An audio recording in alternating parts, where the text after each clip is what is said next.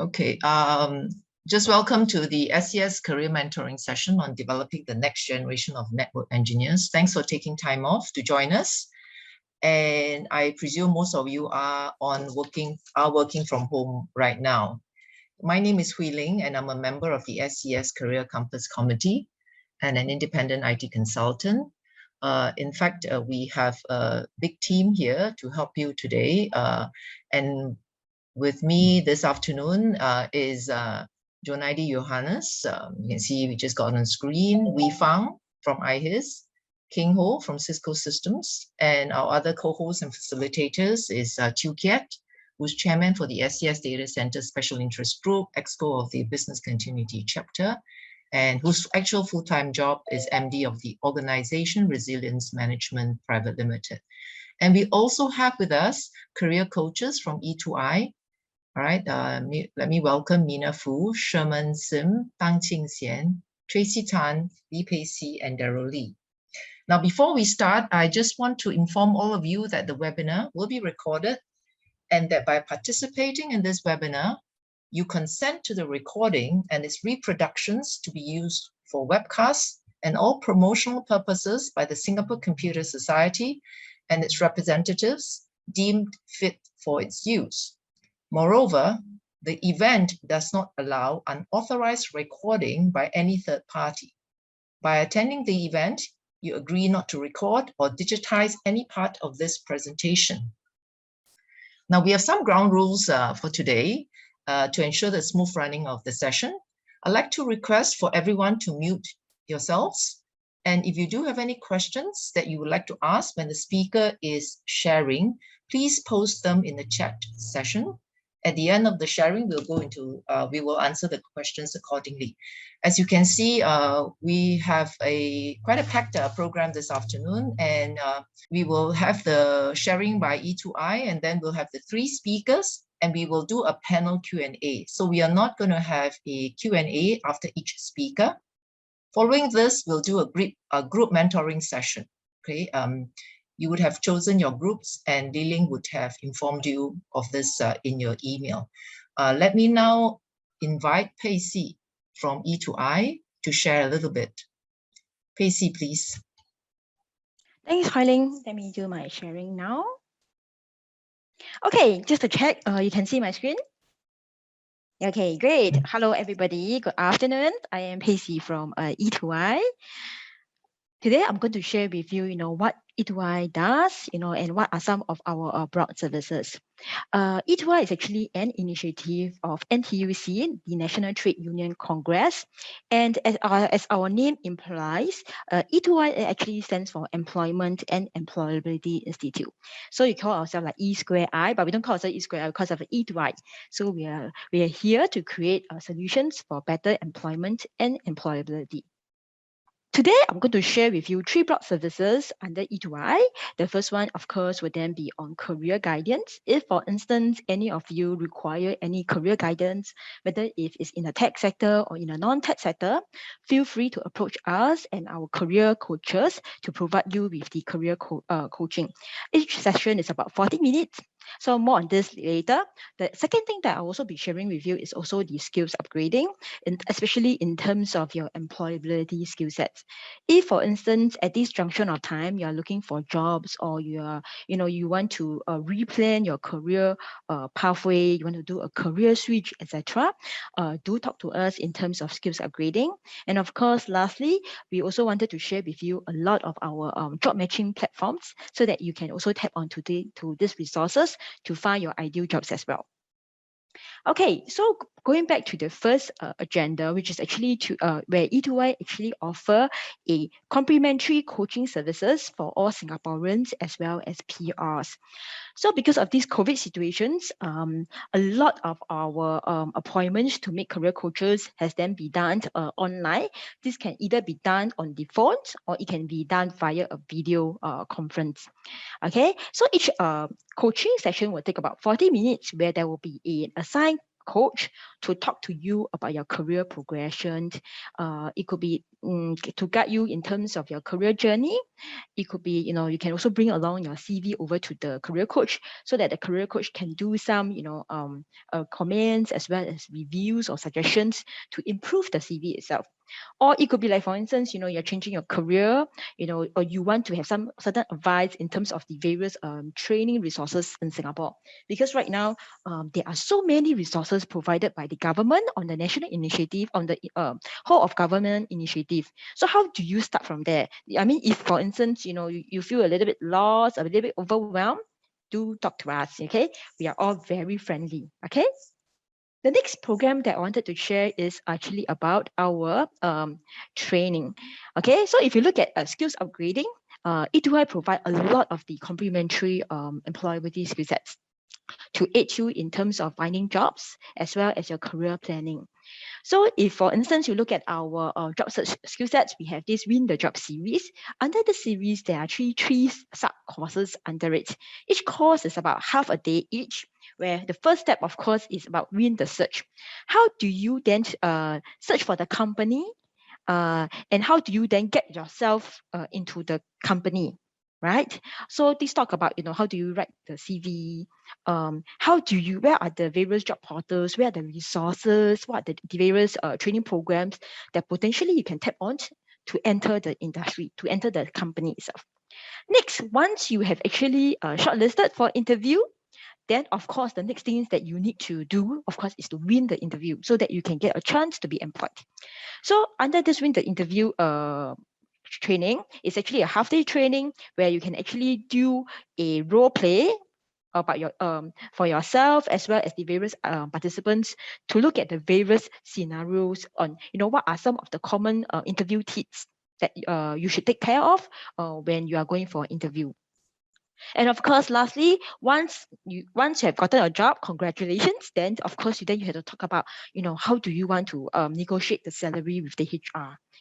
How should you pitch yourself to the hiring company, and what is then a reasonable salary that you should be packing yourself to. So this will be shared during the Win the Salary negotiations. Okay, so other than this Win the Job series, we have also a lot of other mini courses available. Many of these are available online virtually. So these include, like, for instance, Career Navigator. How do you then plan your career? If, for instance, you are really at a crossroad, you don't even know, where to go, what are the job options, then we will encourage you to attend this Career Navigator, where we will do some personality tests, and from there, then to explore what are some of the potential careers that will be better suited to your personality. Next, we also have this job hunting online. If, for instance, you feel that I am actually quite ready for jobs and everything, I just need to know, there are so many job portals out there, which portal is the best, what are the differences, all this, then do join this job hunting online training. And of course, the last one, we talk about networking. How do you present yourself during the networking session itself? Okay, and the last thing that I wanted to share is also we have a lot of events in E2I. This could be in terms of career fair. It could be job opportunity briefing, where we will just share with you more about the jobs, so that you can better understand, what is this what are the job requirements, what is the working condition there before you even want to apply for the jobs. Or it could be the other training sessions itself. So all our events are actually listed on our E2I calendar at e2i.com.sg/events. So just periodically visit our website to catch hold of the latest events. And then if, for instance, you feel that, I just want a job, okay, just give me a job fast, for instance. Then we will encourage you to subscribe to our Telegram. Currently, we have 2 Telegram channels, one for PMETs and the other one for non-PMETs. So when you access this Telegram, you can actually look at the various job posting. Most of our job postings are posted on Telegram. And if you are keen, you can just apply via the Telegram. Okay, so before you do that, you need to set up your profile, to upload your CV. But once you have done that, everything will be very smooth. You can just, at a click of the button, you will be able to access the various job applications. Okay, and if, for instance, today you are looking at a non-PMET role, maybe you feel that I want to take a little bit back step. I don't want to find such a stressful job role, for instance. We have this Find Jobs mobile apps where we can then, if for instance you're looking at non-PMET job roles, it's all in your fingertips, all in this mobile apps itself. And it's also available in 4 different languages, so that it's actually quite easy to access. Okay, so in summary, look for us to augment your employability and to discover a unique path that works for your career progressions. Over at E2Y, we have career guidance, we have skills upgrading, as well as job matching. That's all for my presentation. Thank you. Thank you, Pacey. Yeah, I hope we all had the chance to take a quick scan, of the barcode, where there are lots of resources by E2Y. Have done through a lot of work to help us. Okay, yeah, I would like to now get into the program proper and invite Jonaidi. As you can see, we have specially curated a program to make sure that we address, to provide you with the knowledge and all that, to be able to give you the ability to take ownership. And we've invited very experienced network engineers who have been in the business, in this path for a long time. So they'll be able to share with you their real life experiences, the joys, the pain, the gain. All right, so let me first invite Jonaidi. Before Jonaidi goes online, I'd like to just briefly introduce Jonaidi. He is a practice lead and director for networks in NCS Group, and has over 20 years of experience in the ICT solutions, with an extensive experience in various roles, from technical to managerial. He's done engineering work. He's been a project manager, project director, done pre-sales, network architecture, consulting, and also most important, also to be a people manager. And he has covered local and regional markets. He currently leads a team of more than 350 network engineers and architects who are deployed in various networking technology projects and services.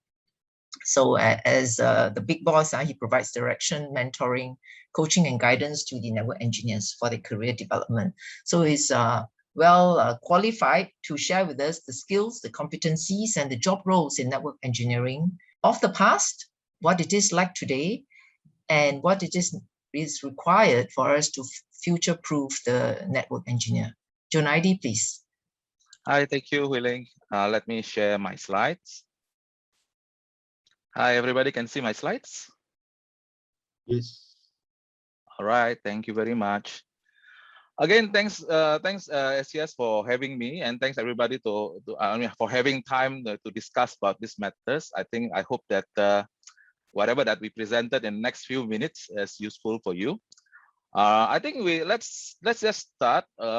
First thing first, I think whatever that I mentioned here is based on my observation. It doesn't mean to be exhaustive, so if I miss anything, please apologize. I think I want to start this conversation from understanding what happened in the past. So we kind of look back a bit about the history.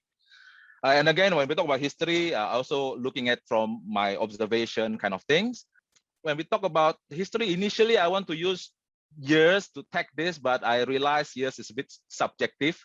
So I just want to say long time ago, which could be about 20 over years ago, some time ago, maybe about 15, 10 years ago, a few years back, and then current, yeah. So I think a long time ago, as a network engineers, I think our challenge is, in my opinion, is all the WAN. Yeah? WAN is not that stabilized. We have a lot of WAN technologies. I don't know whether anybody still remember X.25. Frame relay, all of this, ISDN, not so stable kind of thing. I think a lot of tricks, and a lot of I think we maybe wake up in the night because of some of the WAN or routing problem. And then when we talk about routing in the past, I don't know whether you all know what Apple talk. Last time Apple have their own protocol, before time. We have IPX, which is from Novell. With IP, which I think now only IP survive, right? The rest no longer there. And in terms of routing protocol, we have quite a lot as well. Yeah, I think the complexity, I think the point is the complexity is around the routing. And switching is not complex, but the expectation is low. That time, I think everyone's still, dealing with email, and nobody really realizes when the network is down for half an hour even, because they are using email, right? Unlike today.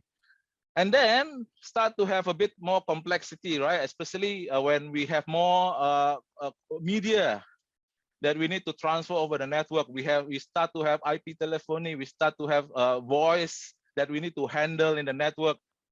Then it's getting more complex because we need to handle different type of packet. We need to understand the QoS. We need to, assign different class for different packet. And but in the WAN it's getting simpler because when I say simpler at customer side, at the user side, but at the telco side, I think it's as complex. We have MPLS, right, which is quite happy because that time we are all using almost similar kind of interface. Not too many of interfaces that we need to handle. Stability is kind of better rather than the older technology. In the routing protocol, we only need to handle IP. So I think it's quite good. Life is good at the routing side, but we have more complexity. I guess when we solve a problem somewhere, we create next expectation. So in this era, I think there will be there was more expectation in terms of local area network. There are more things happening. The expectation for people getting high because it's not only handling and people not only using the email, they start to have some live kind of chatting kind of thing, which of course if your network down for a few minutes, everyone is noticing. And again, a few years back, when we talk about people start to use internet as the area of WAN, not only internet to access internet, but use internet to area of WAN. But it's still okay. But we can see a lot of more encryption protocol, the way the VPNs kind of thing with get VPN, with the VPN, that's additional complexity. And then in terms of switching, we can see more stackable switch, which is at one end it's really simplified because you deal with less spanning tree kind of thing. And in collaboration, you see more video. So yeah, it's more heavy. Yeah, you need to understand. And people start to use wireless heavily. And then people emphasize more on security. Not only perimeter security, we also start to have NAC, whereby we can identify people, we can move people to quarantine and then to do something about it. Yeah, so it's growing. And then now I think it's more complex because you can see that now our workloads is everywhere. We have workloads in the cloud, we have workloads in the data center, we have user from anywhere. So yeah, in a way, we have a different kind of challenge. But if you look at it, this is the rise of the SD. We have SD-WAN to add value add or whatever that the MPLS VPN or internet access that we have, provide the simplicity in terms of encryption. And we have the software-defined anything. Even in the LAN, we have software-defined access. And we definitely, like today, we are all using video, right? So yeah, video is kind of a norm today, right? Everyone is communicating using video conferencing and everything. So if you notice, things keep on changing because I think the expectation, it is pretty much human, right? When we solve a problem, we have more expectation. And when we solve this problem expectation, we have much more expectation. I think it's quite normal. And if you can see that it will grow even from here, it will not stop, okay? When last time when we deal with a lower bandwidth, we are quite happy with 56 kbps, then move to 500 kbps, the year of ADSL. Now we are Netflixing. So your expectation getting higher. And then even if you are in the office, you need to have video and everything. Yeah. Once we solve solve a problem, we create another problem. But the moral of the story is, although it changed, the fundamental stay. Yeah, the fundamental don't change too much. Yeah, it's varied a bit, it's modified a bit, but the fundamental don't change so much. So for people who are considering converting from other area, I think it's never too late, because anyway, whatever that we know now in the next few years will be renewed anyway. So my suggestion is always master the fundamental. But at the end of the day, we know that networking has become complex. It's not as easy as before. 20 years ago, we know router, we know switch, maybe okay, we know networking, but nowadays it's very difficult. We have enterprise networking, we deal with the user network. We have a DC cloud networking, which deals with the workloads in the data center or cloud. We have people who specialize in network security. We have, of course, for the IPTEL, the collaboration, the unified com, dealing with the voice and video. And because of this, a lot of people do not know each other's line. Then we need somebody who can gel things together. So we need somebody to specialize in terms of understanding the network architecture. Not necessarily need to know exactly how to deal with every one of it, but at least they need to know, how the things are working and gelling together. So that is from technical point of view. But again, when we talk about building career in the network engineering, it's not only about technical, right? And of course, we are fortunate in Singapore. We have NICF, we have skill level, we have guideline. If anyone want to see, you can just go to IMDA. You can just Google for IMDA skills framework, then you get it. You have a comprehensive guide about what kind of skill that you need to master, what are kind of the critical roles that you need to do, kind of thing. But at the end of the day, it's around complexity of things that you can do and the autonomy in terms of decision making that you can do.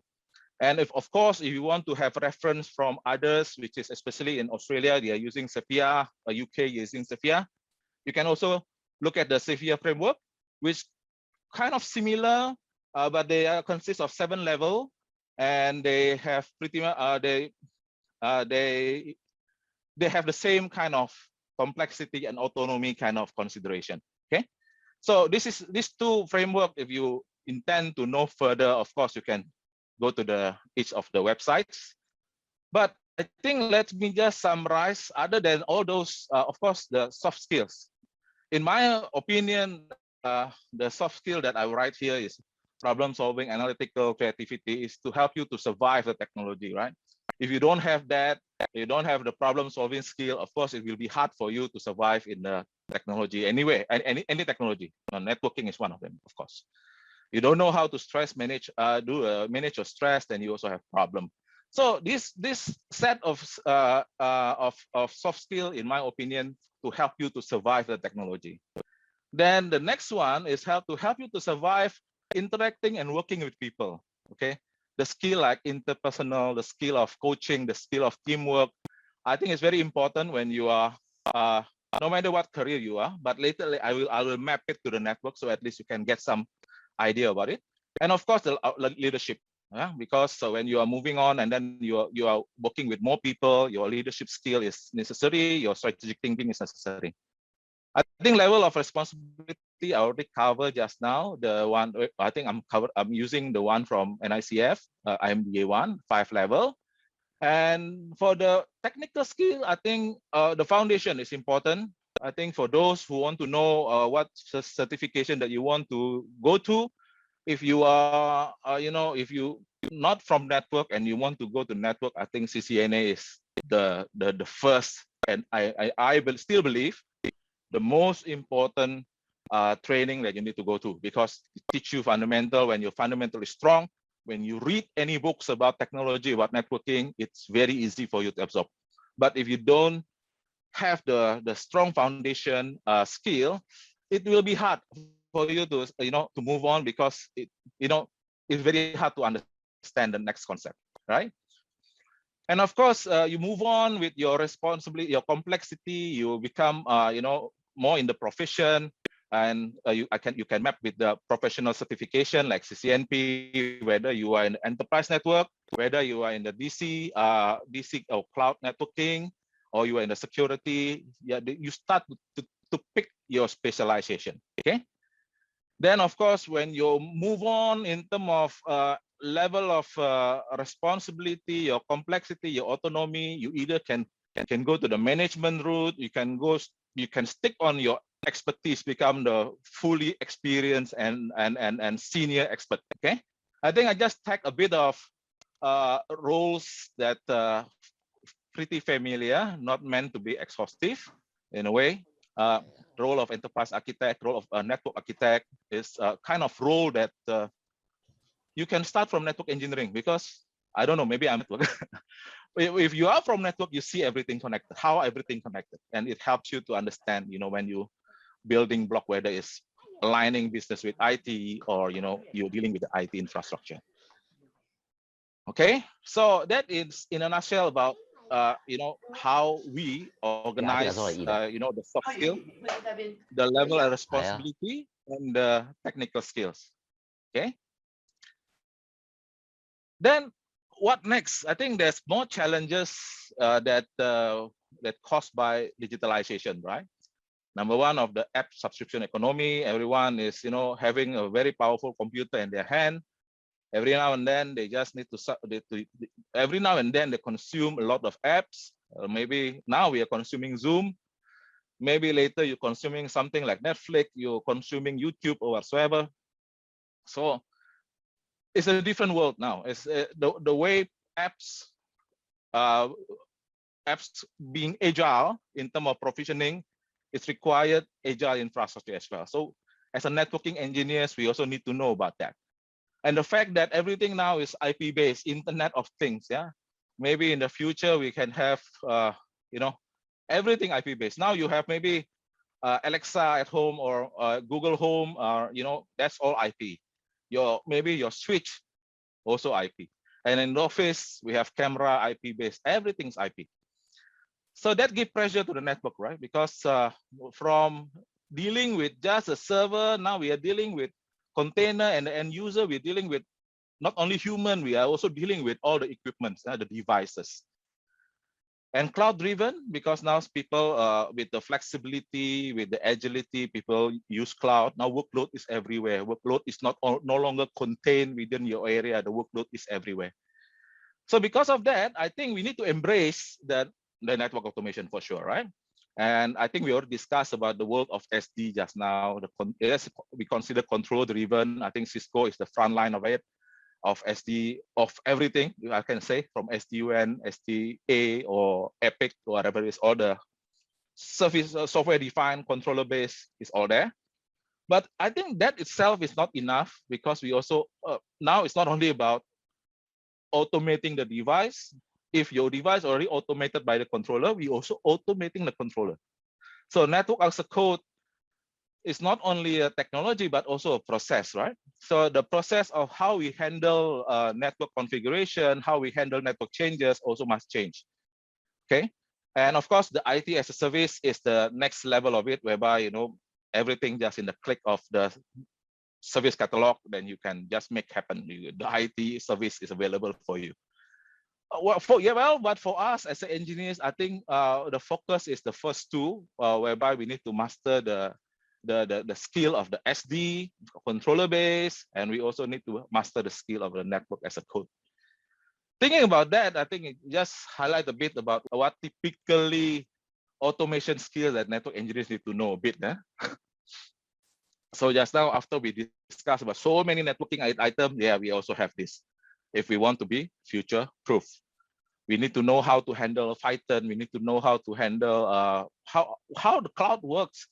So I don't really see that there's as a network engineers, we exclusive. We pretty much need to know what is the cloud, what is the server, how the server behave, kind of thing. Because as a network engineers, typically we are the first to be called, right? When things are not working. So if you do not know anything about the upper layer, the cloud or the system or whatsoever, and you have problem. And if you deal with the container network, you don't even know how the container works, you may also have problem. Okay.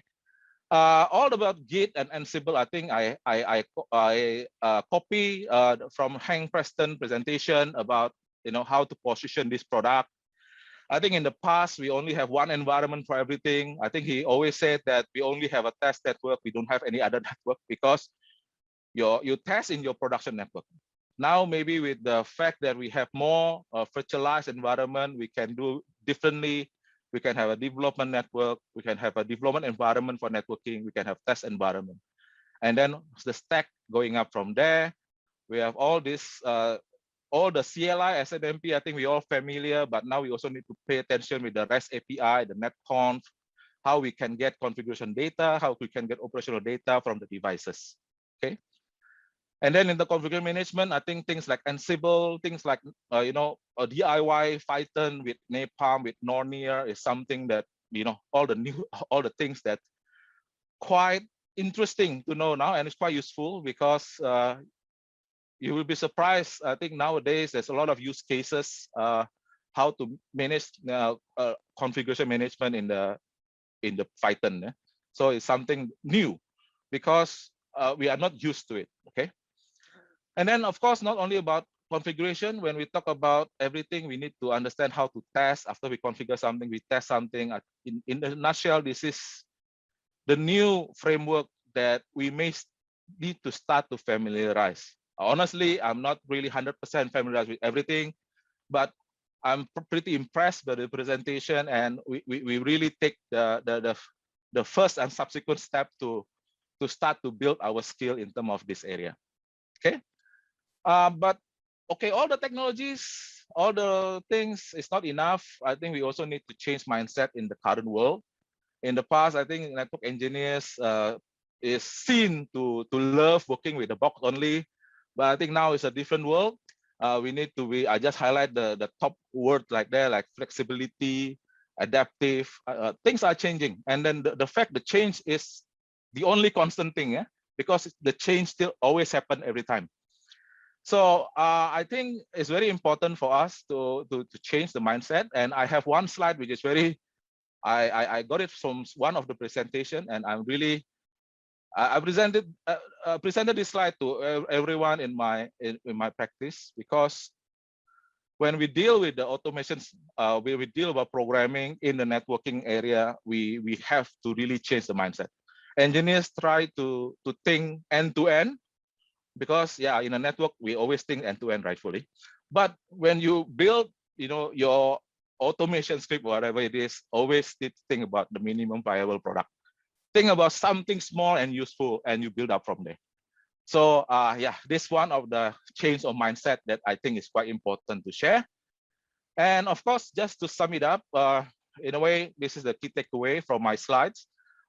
This is how we want to, how I use this framework to help network engineers to build their career. And yeah, now with the fact that we have things like NetDevOps automation, you create new role in a network, most likely like NetDevOps engineers. We have automation specialists, which is specialized in the network. So in a way, we have more roles in the network, and then the network is pretty much complex and specialized. So I hope that everyone excited to be in the network. And if you are not in the network and you're thinking about jumping the network, please do so. We need a lot of people. Okay, I think that's all from me. Thank you very much. Okay, thank you, Junaidi. All right, very concise. I think he covered everything. So I hope that there are a lot of terms and technical stuff. So I hope you guys manage to take a look at it and will on your own actually look at the resources and follow them up accordingly. Next, I'd like to invite our next speaker. All right, the next speaker we have is Wong Wei Fang, who is the Assistant Director on Network Technologies from the Integrated Health Information Systems. Wei Fang will talk about enterprise network engineer, and he will share his personal journey. He has more than 15 years of experience in the IT industry and specializes in computer networks. So every time you go to a hospital, if anything doesn't seem to go right, networks, I know now who to go to. And he has used his knowledge to define network standards, enhance existing network infrastructure, and provide network consultation to his team members. Wei Fang enjoys to jog, spends time at home with his family, and explores new technologies to feed his curiosity in his own free time. So I'll let Wei Fang have more time to share with you his personal journey on how he has become a network engineer. Wei Fang, please. Thank you. Okay, I'll share my slides. All right, so this is my journey that I start off from knowing nothing to where I am now. And a lot of things that Junaidi shared, right, is quite similar to what I have experienced. So yeah. So now I started off knowing nothing, and how all this started is I started to become an installer that one of my classmates actually introduced me as a part-time job. What does the installer do? I actually go to residential areas to install internet services. At that time, it was like ATM, ADSL kind of services.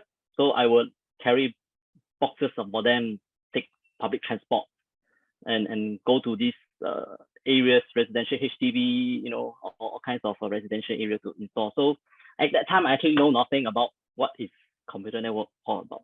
And what struck my interest in this is I was fascinated by how actually the internet works. It's like I can just use a telephone line, and then images and text starts to display on the computer screen. So this is, I always find it, how do they do it? Now, before I know it, actually, I went to Sim Lim Square, and I go and buy, at that time, it's called Network Hub. There was only like 10 megabits. And I start to hook up my computer and my brother's and share a 56K modem dial-up internet. At that time, there was nothing called NAT, no nothing. You just set up proxy and there you go, internet. And I have to contend the internet with my brother because I want to use become very slow, right? So that is how I actually, it became, computer networking became a hobby of mine and slowly developed into a passion. So I like to set up things, networks, and then play around with the design, and then it gives me a sense of satisfaction, and it built my confidence, and I want to, explore more. So I went to got myself a job as an engineer, and then I did my degree in computer networking, and then I did my certification. As you can see, I think Jonali also shared, we always talk to boxes, and this is what I'm actually exactly doing. I only talk to boxes. It is either a server with Microsoft operating system or it's a router or switches. At that time, it was very, very interesting. I like to hook up all the cables during all my lessons and stuff like that in the lab. And as I work, this is where I am. As you can see, I actually did a fair bit of certifications and stuff. If you notice, where I am now, I actually progress. We do things like cloud, you go Python for automation, you must understand Linux, and you do containers. This is how I actually, slowly as I move up, I did technical certification and move on. So all I studied, right? And when I first came into my job, and this is what we were taught. Wow, very nice, everything very good. You learn all the best practices, all the industry standards, and the right way of doing things. So when I actually go into the real world environment, right, this is what I see. We call this thing waterfall. So it's really, really very different in the real world, and it's really shocking. I would say at that time, I was like, okay, what I studied in school, I don't know how do I apply. So actually, this is what we do. We study in textbooks, we do in the lab most of the time. But as much as we prefer to do the right thing properly in the proper way, we would need to, but in the real world, we will need to work with constraints, and you need to rectify them when the opportunities arise. And then more importantly, we need to work with others on this. It is not like what in school, okay, you do this is how you plan, design, and configure, and then like that. So this is usually when you see all this kind of waterfall, these are usually the constraints. So you definitely need to work with that. Okay, so network engineer needs to adapt the environment, work being constrained, and rectify them as possible. This is our role, our job. And this is also mean talking to boxes. Right? So in another aspect I think that as network engineers need to know is about network security. So you see in the early days, this is what we usually deal with, very, very early days. We only touch about routers and switches, but I find that network engineers need good understanding in security. So when I first did my CCNA, there wasn't much concept of network security. It's all about switching, routing, and stuff. So you can see this diagram here is actually what I really deal with. There's no firewall, nothing called NAC. There's no IPS, nothing. This is what I was dealing with in the past. So if you look at what we have right now, this come from where? This come from Cisco. This is a validated design. And this is, so there are so many things so complex that we must know and understand in order to know what the network is all about. So security it's a lot of aspect in the network now. So it goes beyond your ACL, your firewalls. It is everywhere. Everything is built with security in mind. So it adds all the complexity and stuff, which I think is important for the network engineer to know, right?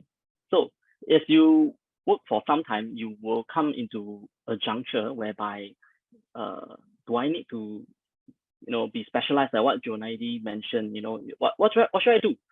Then you need to choose. So what can you do? I offer you three ways. That's my way. I mean, I will share with you. So you can choose to specialize in specific technology, very targeted on what you want to do. It could be voice, whatever, WAN, enterprise network, or wireless and stuff like that. Become the SME, become the expert. Or you can do a popular one. So that means you take very popular, like for example, routings and switching. Then you of course, I encourage you to know every other domain a little bit. You maybe don't have to be the expert, but this track, right, is like you all three must have done. So yeah, if let's say this the last option is of course not so good lah, which is maybe you want to change your career, you want to change the industry. So this is what you would think it would be lah. If you think that this is not the right job, or you always have a choice, right? So if you have chose to continue your career in the network field, and I think continuous learning, right, is very important. So what I do is I always do this. I always learn the concept of the theories of a new topic. It could be on anything. It could be on some outside of networking, anything you like. Okay. Then you practice it in your lab and you solidify your understanding. Okay. Lab, I think currently is much more easier. You can actually virtualize your lab and stuff. Gone are the days that we need to go and hunt for physical equipment to do that. So with all this practice and knowledge, then you gain that experience involving real world deployment and operation. Of course, this one has to be related to your job, as in maybe you are in this field right now and you are able to gain this kind of experience. If not, it's quite difficult, right? So continuous learning is important so that you keep yourself current and avoid becoming obsolete. Okay, so this is what Steve Jobs says, not I say one. So I think this is very true for me. There's always one more thing to learn. If you really look into it, you will always be able to see. Okay. So now, with all those technical knowledge you have, as technical people, we are always very proud of ourselves. We are very technical. Everybody like come to you, ask you questions. Hey, how do you do this? Oh, you can do that. You become your consult, right? But I think in the long run, we need to do more. We need to know more. Okay, this is what we have now, right? So, echoing what Jonaidi said, we need to be able to adapt to changes. For example, there's a change in business model of the organization will also result the way you operate your network infrastructure, your IT infrastructure, and you need to support that business, right? So the next thing is you need to do teamwork. Why? I think this is very important because if you are the expert in your area, but you are not able to work well with other teams who are also the experts in their area, and then in the end of the day, it will not be very good product that you come up with. You cannot survive alone because this is an IT infrastructure. IT infrastructure consists of many areas, right? So teamwork, I find that it is very important. Okay, so the next would be your problem-solving skills. I think if you picture this, if let's say you are in a position of a hiring manager, right? You want to hire network engineers.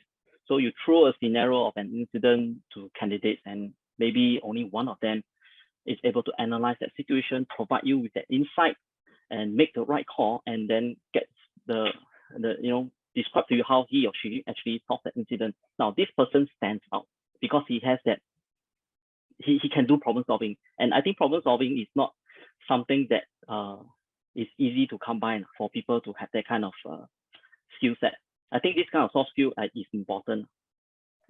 So with all these things, right? Well, if you have all these 4 areas, I think, yeah, good. You are going to be a successful network engineer. Okay, now, so being a successful network engineer comes with stress also, right? Now, I will say, I will highlight 3 areas of stress. I think these don't actually apply to network engineers, and I also think that it applies to almost everywhere you go. All right, so high workload is very common, not enough manpower and stuff, and then you have that pressure to keep yourself up to date on the new technologies, this and that, because whatever you know now today may not be the latest tomorrow. So in the world of IT, it is like this. You always need to keep yourself updated, and you only have 24 hours a day. So this also adds to pressure. Okay. Now, the third thing, and I always notice, is this: when you're in an organization, if your leadership is poor, it's not your leadership, your company leadership is poor, then lack of direction, it actually adds a lot of pressure to the individual that is working, because, you know, imagine your boss tell you, hey, get this done, like, what's your direction? What actually do you need? And the answer is, I don't know, just pick up something. I mean, you will feel that actually, I don't know what I should do, and whatever I do, is it okay? Is it correct? So I think I need to manage the stress. You need to manage this stress so that you can actually sustain. I would say that. So what do I do if I am stressed? What I do is like this. How do I manage them? I find that it's actually different from individual. And I think the most common one would be you do exercise, you find a hobby, you do something that you really, really enjoy. The me time, you know, some sort of like when you do this kind of activity, you disengage. You need to disconnect for a while, and then you come back. You need to recharge. All right. So keep calm, take charge of your mind and body, take care of yourself, and then you will be able to, you know, take care of your career, and then you can take charge of your life. All right. This is all I have for you today. I hope this is informative. Thank you. Okay. Thank you, Wei Fang. I'm going to take his advice. Take charge of your mind and body, take charge of your career, and take charge of your life. I think we can see that the job of a network engineer, that title itself is a very technical title. But really, in order to be successful, it's not just having the knowledge of the technical knowledge of where things are, which Johan Naidi shared earlier, but also the very important thing of being a team member, right? Problem solving. So, and Wei Fang in his little, what do we call that? The hot cross bun, he has this hot cross bun with 4 things, right? It tells you that, you know, this is the hirer's mind. It's not just that you are technical, but they look at people who can problem solve and so on. So if you're looking for a job, it's not just fleshing out what you have as technical, but be able to share that you have the soft skills and all that to succeed. And you do need to master that. I do have a fair bit of experience with network engineers, through my career. Okay, I'd like not to take up too much time. I'd like to give the time to our speakers, and our next speaker will be King Ho Chong from Cisco Systems, who will be talking of networks to power digital transformation. And King Ho is currently the CTO of Cisco System in Singapore. He drives the technical strategy, is a technology evangelist, all right, for the company. He leads a team of network consultants who work closely with customers on designing and building modern, agile, and secure network infrastructures. He actually began his career as a systems engineer with IBM Singapore and served in a variety of professional services delivery and product management roles. He's been with Cisco for over 20 years, held various positions across different disciplines in systems and networking. And he's has been a representative on the ITE's Academic Advisory Committee on Electronics and Infocom Technology, helping to review the syllabus and providing specialist advice on technological trends. He was also among the pilot group of engineers who helped to design and deploy the first few IP telephony systems in Singapore. So I think we can hear from King Ho how He's been around a long time too. And how is it that he keeps relevant? Because in this world of transformation and disruption, every single job, not only in technology, but in every industry sector is affected. So let's hear from Keng Ho. Keng Ho, please. Thank you, Hui Ling, for that introduction. Good afternoon, everyone. Welcome to the session. Today, I take a very interesting topic on digital transformation and how the network can actually power this change. Because as you heard from Junaidi just now, the network is actually the glue to gel a lot of things together. So it definitely plays a very important part. So what is the definition of digital transformation? Everyone has his own interpretation. I take one from the website Enterprises Project. This is actually a social community where CIO and IT managers can join to share ideas or brainstorm solutions. Yeah.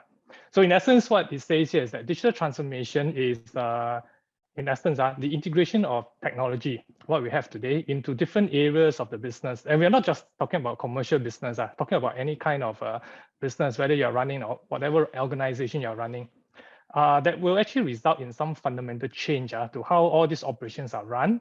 But the most important thing, it must deliver value to the end users or the end customer. That's how we measure it, whether the digital transformation is successful. So always remember, it has to deliver value. Of course, people talk about what are the examples of digital transformation. We don't have to look too far. Let's look at Singapore. What has happened the last 18 to 20 months, and we see some examples of digital transformation. Number one, work from home. Suddenly, during circuit breaker in April, everyone by default is work from home, unless you are critical staff that needs to be on site or serving a customer. So suddenly overnight, companies will have to tell everyone, go back to home and VPN back to the data center. Suddenly, the IT operations team finds that the VPN gateway is not enough to handle the workload. So what do? They scramble to go and buy, get new license, increase the internet pipe bandwidth going to the data center to accommodate this sudden influx of traffic. And more than that, many of the end users were probably first time working from home, need help to set up the VPN, need help to get that Wi-Fi up and running and be of good quality. As you know, in households today, although we have broadband, right, wireless coverage in some houses may be quite patchy. So they also need to send people to the homes of these work from home employees to help them with the setup.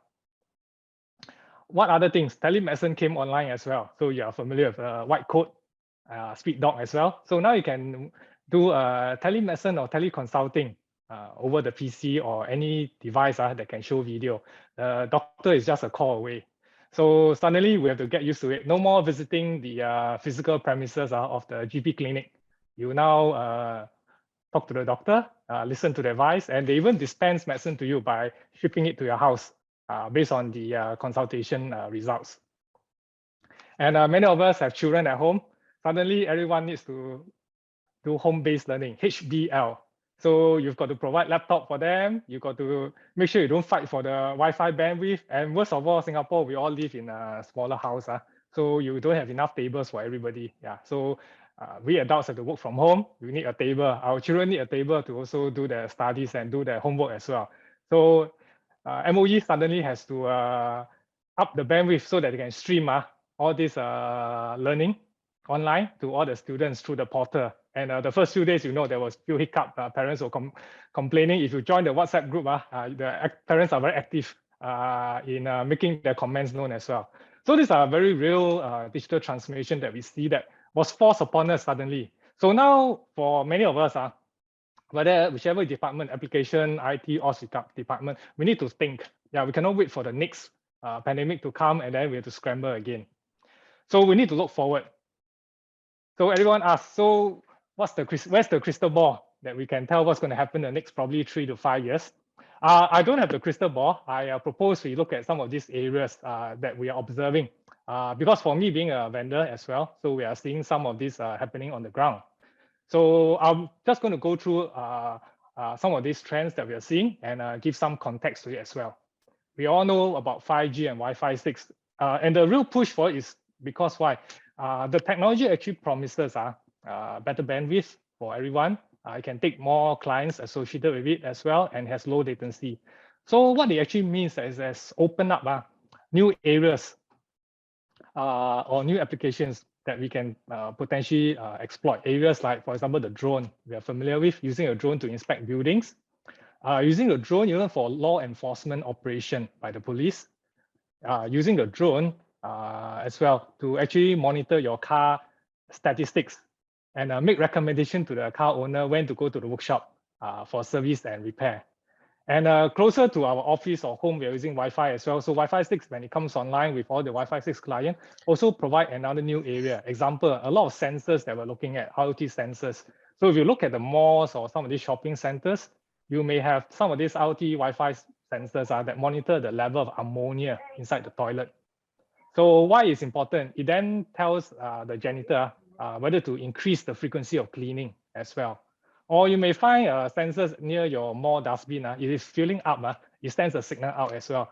So someone needs to quickly come and clear the rubbish before you have pests coming to all these areas in the shopping mall as well. So 5G Wi-Fi 6 opens quite a lot of new areas for us. We need to think of more use cases to exploit this technology, given that we know that it has some inherent advantages as well. Now, if you look at the cloud-first strategy, many of us are familiar. A lot of these new players in the market, for example, the fintech companies, the ride-hailing or ride-sharing companies, they all were so-called born in the cloud, meaning they started their IT so-called data center or operations in the cloud. And we're also seeing many of the existing brick and mortar companies or even large organizations starting to reimagine the applications, meaning they are going to move some of these things to the cloud as well, or they're going to start new applications in the cloud in order to capture the customer base or the market itself. So this is going to happen whether we want to do anything about it or not. It's just going to march forward. But what we know is that not everyone will have the full data center up in the cloud. Most likely, they will definitely find ways to deploy new applications that makes good return on investment. These are the critical ones. Because why? All of us know, right? The thing about all these business operations is about the data. They always say this slogan, right? Data is gold.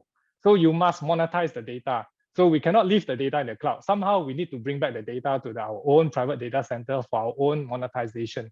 So the network engineer is not going to go away. They have to look after this part about how you bring the data back to your on-prem data center itself. And you also have to think about something which I cover later. Even the app moves to the cloud, right? If the user has a problem, the user experience is no good. That means if the user is accessing the app via internet, the experience is no good. Guess who the user is going to call? The IT department again, or the IT operations. Now, the internet is out of your hands of the traditional data center or the IT ops itself. So how are you going to manage this part where the internet is out of your hand? So I will cover that later on in the visibility and insight section as well.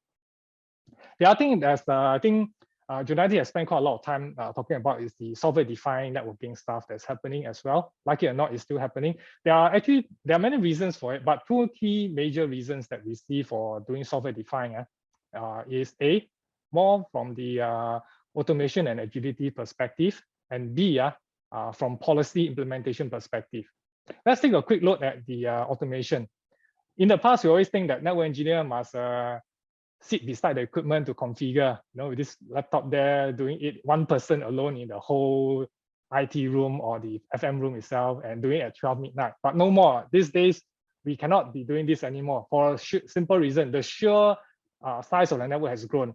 We found just now show you that complex infrastructure. Yeah, not just network, but also firewall, all those stuff. Multiply this 10 times in a typical organization, and you realize why you cannot do this. One person sit next to the equipment and start configuring day after day. You'll take too long and too resource intensive. So the art or the strategy to do all this automation is that you can actually sit behind the controller, a centralized controller, and push out all these pre-configured templates out to the remote devices and have them pre-configured to play certain roles so that you actually cut down the time that you have to visit the site or cut down the time that you have to jump from one device to another device. So it's actually much more efficient, and I think it's better for our health as well as a network engineer. Now, the other part is about the policy. Although you got the config out, but you need to know the policy, because why? For example, we talk about switches at the access layer that's closer to the user. You need to have .1s authentication before you can join the network. And the core switches need to have some ACL inside there. to do the filtering as well before it goes to the firewall. So all this requires that we have consistent policy implementation to all the devices depending on the role they play in the network. And this can definitely be done through the centralized controller and ensure that policy is consistently rolled out so that there are no misconfiguration, or you found that you forgot to do something and it becomes a breach point for the hackers. So these are the key major drivers in the software-defined world. And of course, what does it mean for the network engineers? Junadi has mentioned, we've got to learn the new things about netconf, new things about JSON and XML data format exchange. And so this is some programming language. We don't need to be a software programmer. Some programming language will be definitely helpful to help us push out all these scripts out. So the likes of Perl, the likes of Python, all these are pretty popular in the market these days. So something for us as network engineer to learn and to so-called advance in our career as well. Now I'll move on to visibility and insights. This is a very interesting thing. In the past, we always ask our network ops team, hey, how you monitor your device, your WAN link, your bandwidth. Oh, we use a SNMP, Simple Network Management Protocol. So we have this server that pull all these devices, the WAN link. But that's not enough. Why? Because as the network evolves, you need more than just SNMP. You need telemetry, meaning you need real-time information to be sent from the device, whether it's a switch, router, firewall, whatever, to send to the controller, so that we can then make use of machine learning. Machine learning to then analyze the information received and make recommendation to the user or to the help desk person itself. Now, let me give you an example. Wi-Fi onboarding for a user coming into the office. You know that when you come to the office for Wi-Fi, a few things actually happen in the background. First of all, your laptop or your smartphone got to find the correct SSID to associate with. Then you need to present your credential, whether it's a username, password, login, or certificate. And after that, you successfully log in, you get the correct SSID, you wait for the IP address to come to you. And when the IP address finally reaches you, then you will be able to connect to the network. And after passing the firewall, you go to the applications. Now, if you look at it, right, anything can go wrong with any of these steps. So when something goes wrong, the user will say, I can't connect. And guess what? Make a phone call to the help desk and start complaining, telling about problems and all that. And by the time we activate someone to actually go down to troubleshoot and find out what's going on, right, it's like 4 hours away or the logs are all gone. Yeah, you can't do anything. So the new trend moving towards all this software defined is also helping, because why? The controller can actually ingest some of this information and apply machine learning to say that when the user tries to onboard and encounters problem, the machine language actually the algorithm actually looks at the steps that's happening by looking at the logs that is collected or looking at the network traffic itself to say that, hey, the user's credential has expired after 90 days. He forgot to change his password. So that's why he can't join the Wi-Fi network. So he actually makes a recommendation to the help desk. So even when the user calls up to the help desk person or ops person can really tell the user that, hey, you need to change your password. Otherwise, you won't be able to get into or permitted to join the network estate. Yeah. So this is something that's good coming out from visibility and insights. Now, coming to the case whereby you move apps to the cloud itself. So who's going to monitor the internet bandwidth, the user experience? Where is the problem? So if the user calls up the IT ops and says that today I can't access this particular application, it's very slow and all that. So how are you going to troubleshoot? So you need a tool again to learn and use machine language to process to find out where's the problem. Is that an ISP problem? And which ISP is it? Is that an app issue instead, not the ISP problem? Or is it a resource issue? That means the app is fine, the internet is fine, the application is not getting enough resources in terms of CPU, memory, or even the backend storage. So all this will need to come into the picture for IT ops to actually troubleshoot the problem and to rectify it so that the user gets a good experience. Because you know, for today, if you go to an e-commerce website, you can't execute the transaction. Very soon, the Twitter, the WhatsApp, and the Facebook have all this everywhere. And everyone will get to know about it, and they forward all this to another 1,000 people and 10,000 people and all that. Just take the case of Facebook outage recently. We know the scale of it as well. Yeah. Now, the next one we are seeing as a trend is also in terms of container and microservices. So people ask me, what's so interesting about container and microservices? They are important. Why? Because traditionally we look at apps developed as a huge application, as a monolithic application. But one of the drawbacks with this kind of development or this kind of application is that very hard to make changes or enhancement. Because every time you make a change to a module, whatever, you need to do a full regression testing because something will likely break, and then it's very hard to recover. So by deconstructing this kind of monolithic application to multiple smaller modules we call microservices, you gain a few advantages. One, easy to make changes and enhancements. So if something doesn't work, I just withdraw back that microservice and fall back to the previous one. So everything will fine again. Number two, it allows you to scale out and scale in. So if let's say you're doing a simple website, doing e-commerce, if there's a full load coming in, you can actually bring up more microservice to handle the load itself.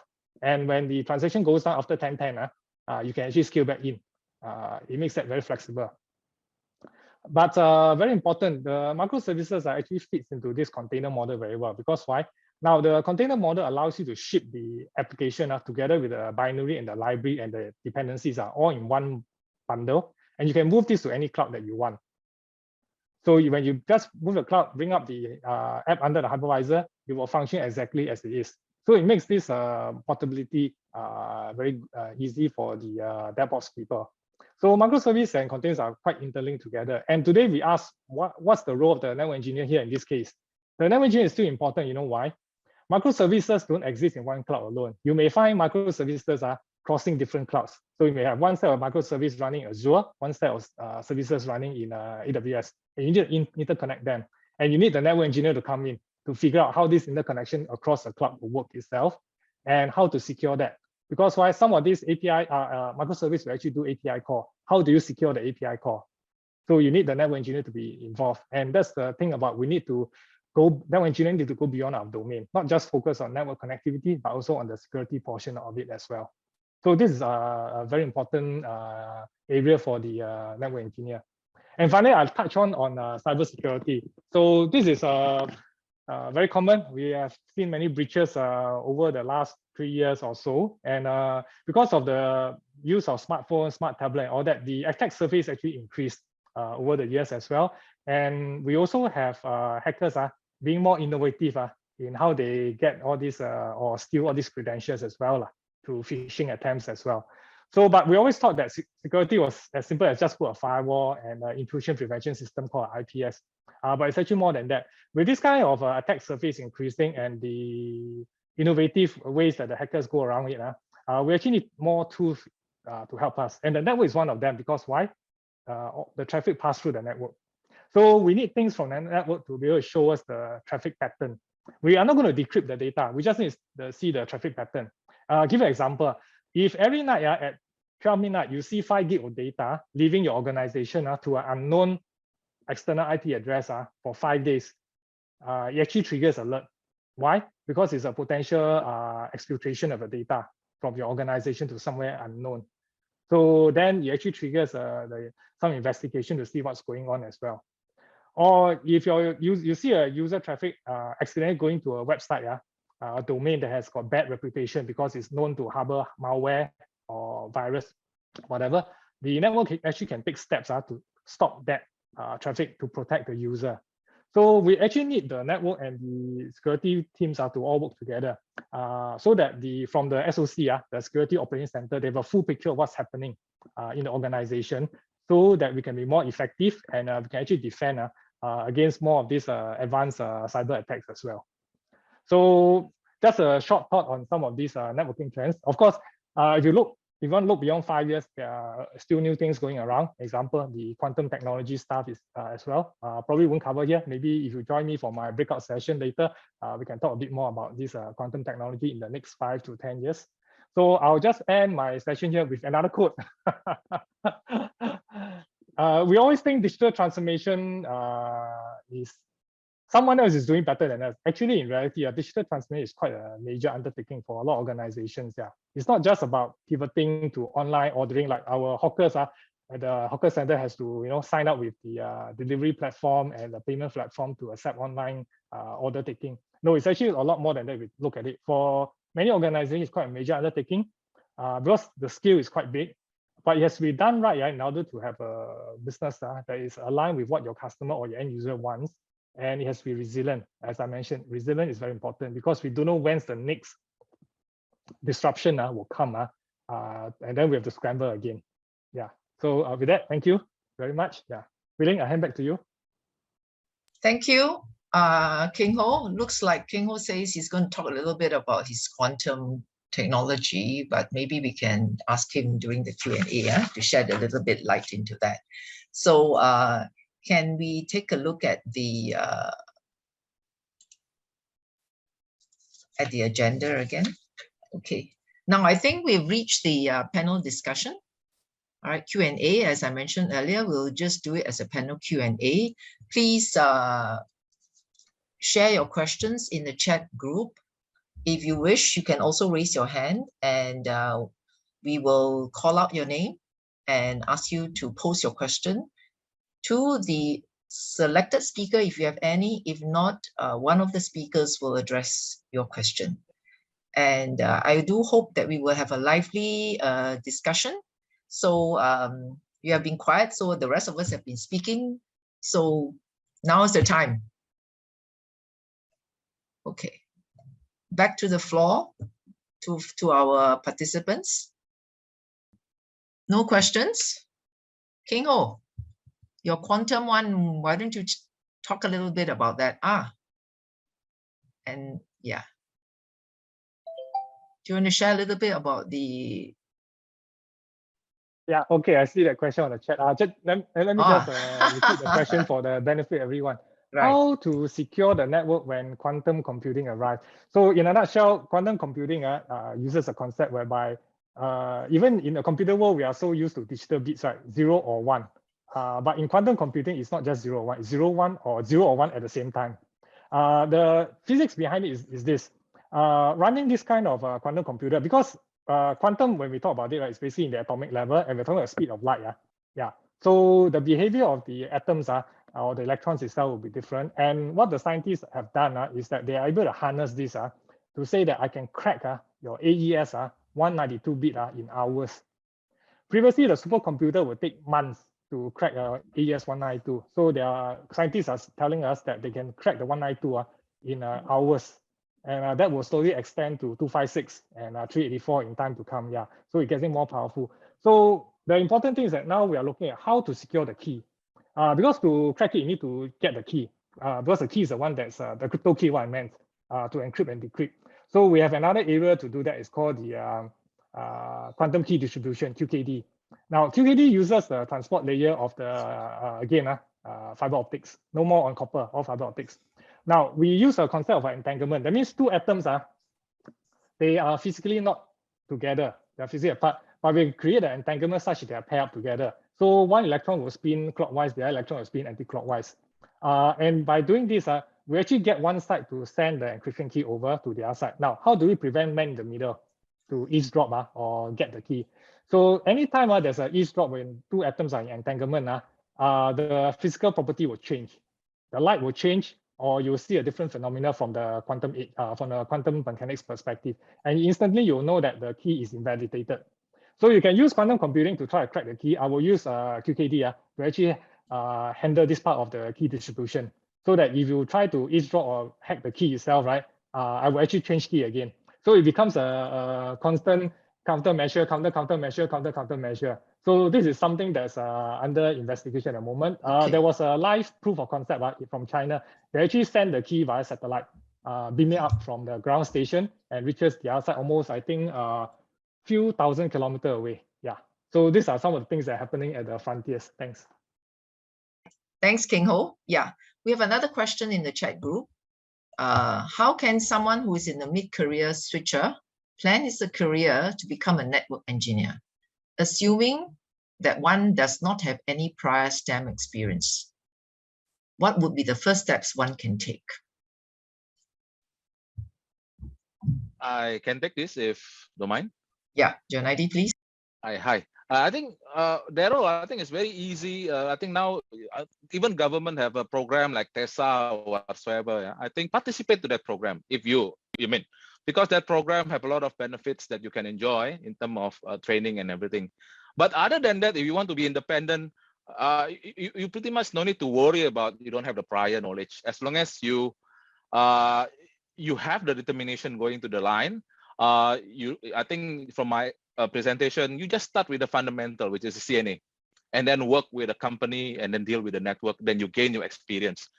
in this current world, it doesn't really matter when you start, because the skill at the end of the day is evolving. The technology is evolving. My suggestion is just start. Okay. Okay. All right. Anything else to add, Wee Fang and King Ho, briefly? No? I think pretty much what Jonaidi shared. Foundation knowledge, if you really are looking for causes then it will really be CCNA. That's how I started also. Yeah. Okay. All right. Ken, thank you. All right. The next question from Raymond Low is for a company who is moving their data center to the cloud. What will be the best approach for the business as usual in case there is a disaster? When a company moves. Yeah. King I Ho? think it's okay. So just an example, if you look at moving a data center to, let's say we use a cloud provider, AWS, when you design itself, that's why we still need a network engineer.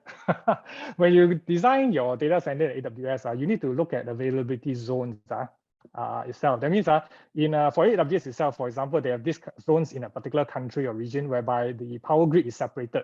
The fiber optic is also separated so that you don't get cut in power of communication. So you have actually physical. So AWS and Azure, all this really have physical separated data center in different regions. Or in Singapore, they have at least 2. So it's the same. So when you move your data center to the cloud, you need to make sure that you are able to position all these resources in the correct availability zone. And if, let's say, data residency or data sovereignty is not an issue, right? You can even look at regions. That means Southeast Asia region versus North Asia region versus North American region. So you actually have a geographically dispersed data center as well. So these are some of the planning that needs to be done if you are planning for the move to the cloud. Yeah. Thank you, King Ho. Yeah, our next question from Ahmad Sultani. How can a PhD graduate position himself in the computer networks industry? Would a PhD graduate be any different from a normal graduate? Does it matter that you are not in STEM, or is it important for you to be doing computer engineering and otherwise? Would like to take that? Maybe I try. I try to answer this. I think the fact that maybe as a PhD graduate, I believe you have a very strong analytical skill. You have very strong problem-solving skill. I remember the soft skills that we are covering about how to survive the technology kind of thing. I think you have all of that. And plus, maybe you also have the some of the communication skill, which is written communication skill and everything. So I guess for you to enter a network industry, of course, at the end of the day, you still need to learn the fundamental, but your progress will be faster because you have that other thing, that analytical skill, a problem skill, problem-solving skill, the technical writing skill, and everything. Then you're, in a way, how you move on to the career maybe faster. Other than that, of course, company like Cisco, they have plenty of smart people. I think they need all the PhD to develop a new product, right? Yes, Okay. King Ho, correct or not? All right, thank you, Jonaidi. So one would still need to start with the foundation, whether you graduate, postgraduate, PhD, and otherwise. Okay, our next question, King Ho, Director at King Ho, please elaborate on the scale of digital transformation on network systems, and to what extent is it significant in terms of career prospects for a mid-career switcher? Okay, these actually are 2 questions here. Okay, I take the easy one first. Where you talk about the scale of the digital transformation. I think in different, what I observe in different industries, the transformation is at a different pace. It's fastest in the financial area and financial startup. I can actually see that because everyone is dabbling with software-defined areas, whether it's software-defined data center, software-defined storage, or software-defined networking. Everyone is actually dabbling with it, yeah. And for good reasons, as I mentioned just now, from automation stuff itself to policy enforcement, yeah. It may be a bit slower in other industries, yeah. As I mentioned, it's a spectrum. So you may find that if you really want to be at the front end of some of these transformation financial industries, Pretty sure the healthcare industry is also embarking on that as well. You'll probably see that our Minister, Mrs. Josephine Teo, actually has been talking about this. Anyway, this week is the SICW, the Singapore International Cyber Week as well. So do sign up for some of these sessions to listen to what some of these speakers talk about as well. So transmission network system is a spectrum. Yeah, so I can't give a number, whether it's 70%, 50, or even 30. Yeah, in that sense. Now, is this significant in terms of career prospect? Yes, it is significant because you today you just can't come in and say that I will study CCNA, I will go and do some configuration and that's it.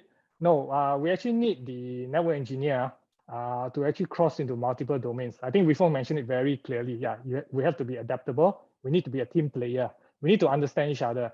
So traditionally, you'll find that in a lot of organizations, it's silo. The network guys don't like the security guy because the security always make it say, no, cannot be done, no, not allowed. But these days you can't because of the transformation. CIOs are pretty clear about that. It's the ROI in the business case. So they need to work together. So yes, I would say that this is important in terms of your career prospect. Yeah, you want to stay long in the industry. Thanks. Wifang, I think we need to hear from you as well about this, how important it is. I think it's very important. To me, it's okay, we can be technical experts, but if we cannot work well, right, then it doesn't really matter how good you are. So this, I think, is important. The teamwork factor is critical to the success of whatever you're doing, be it a project, be it a incident troubleshooting or whatsoever. This is very important because we always need to work together, right? It's just like the OSI 7 layers. Everybody does do their own job. They pass the information correctly and things will work. They communicate. It's the same kind of concept. Yeah. Okay, we have another question, I think. What can one do to prepare to enter the industry as a current undergraduate? Okay. Sorry, I was muted. Yeah. I think Junaidi will be the best person. Junaidi, what do you see? Yeah, for the undergraduate. Yeah. The arrow is there. No, I think for undergraduate, it's the same with anybody else. Just now, I think we have a switching career. Undergraduate have more benefit because I'm not sure whether you are exposed with Net Acad. Cisco has Net Acad in some of the diploma before, right? Or even in the university whatsoever. So, but in a nutshell, whether you have it or not, whether you in the previous poly life or previous uni life, you learn about networking, it doesn't really matter. I think company nowadays are looking for the fresh grad to join their workforce, as long as you know that you want to enter this line, which is the line which have, in my opinion, my experience, we have a lot of beautiful things, but comes with a price. Sometimes we have a responsibility, like Wifong mentioned, about the waterfall, that kind of thing. Yeah, maybe in the form of cabling, on the form of issues or whatsoever. As long as the most important thing, in my opinion, is just your intention and you really put effort on it. And then yes, if let's say you want to learn something, it's very easy. I think Cisco have a very good learning map that you can just pick up from the most bottom one. Don't be so excited with learning the new one. Learn the fundamental first. Like I say, once you know the fundamental, it's easier for you to learn the next thing. And yeah, in my opinion, it's very easy. Just start, apply a job. Okay, thank you. Just want to add that if you would do a Google and look at network engineering's training, you can see that Singapore Poly offers a diploma conversion in computer networking, and they have a diploma but those who are already undergraduates, you are in an undergraduate program. And then also Ngee Ann Poly has network systems and security. NYP has a specialist diploma in advanced networking. But I think what the speakers highlighted earlier is, at the end of the day, you need to be passionate about networks lah. Right? A lot of times you look at boxes, but nowadays you don't have to face the box, right? You just still have to face the monitor. So it is to succeed in any job, you need to be passionate. You need to enjoy what you want to do. All right. And if you put in the effort and the discipline, we will get there. So what I like to do now is I like to end, if there are no more questions. Ahmad Sultani, what is the best network engineering certificate we can take to boost our career in networking? This will be the last question because we are running a bit late and we need to finish the mentoring session. Ahmad Sultani, when I talk about the different types of certificates and advanced certificates, does that answer your question? Or do you want to know the best networking engineering certificate? Ahmad Sultani, are you there? You can unmute yourself, you know. Mr. Sultani, no? So any of the, yeah, are you there? Okay.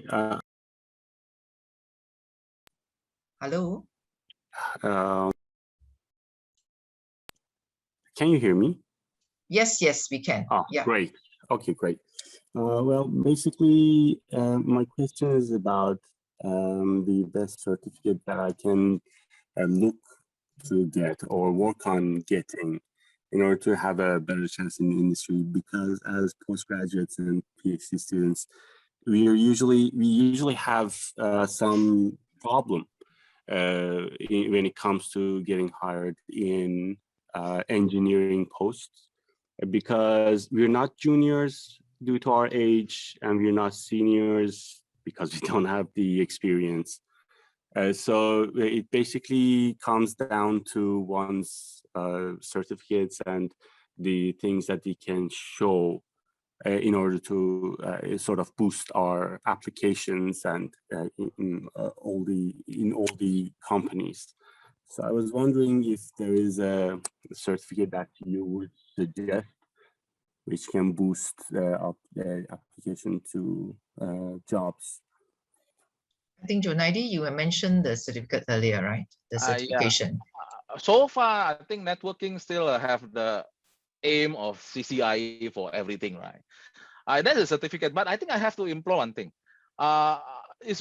You require to have the experience if you want to make the certificate meaningful.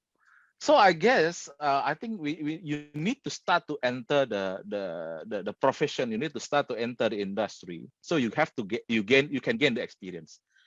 Unfortunately, like we mentioned, I think almost everyone in the panel mentioned this. Technology are changing. So if you just based on learning is a bit limited, you really need to be in the profession, face a problem, face the world problem in a way. Then you can make your certification worthwhile. But if you just ask me about the certification now, CCI is still the goal, I think, for everyone in the network. Maybe anybody want to add on? Teng Ho or Wifang? To me, it's actually the best certification in my perspective, right? There isn't any, because it is how you employ your knowledge to do your work. So you can be a CCIE, but you don't know when to apply that knowledge in your line of work, then this certification is not meaningful. It's like what Jonadi said. I mean, you need to gain the experience. You need to enter the industry. There's no shortcut to become an expert. There's no such thing. You can be theoretically, you can be very good, but if you don't know in what situation to apply what kind of concept and knowledge, then doesn't really matter. So to me, is when I look at this certification, I'm okay. You have it. To me, it's just a gauge to see what level you are. Not so much of whether you can do the work. That's my take.